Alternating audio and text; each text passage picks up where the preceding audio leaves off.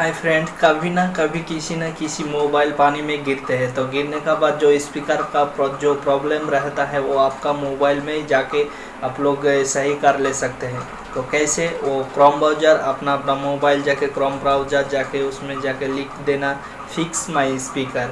लिखने के बाद जो ऑप्शन आएगा आपको प्ले करने का ऑप्शन मिलेगा, तो ज़रूर जाके प्ले कर दीजिए और पानी ऑटोमेटिक निकलते जाएंगे। मोबाइल इसी तरह mobile tips and tricks related video देखने के लिए ज़रूर, और अर्निंग रिलेटेड भी मोबाइल रिलेटेड भी वीडियो देखने के लिए ज़रूर मेरा चैनल को सब्सक्राइब करें फटक से, और बाजू वाला जो नोटिफिकेशन है उनको भी दबा दीजिए, और अच्छा लगे तो आपका दोस्त के साथ शेयर कीजिए।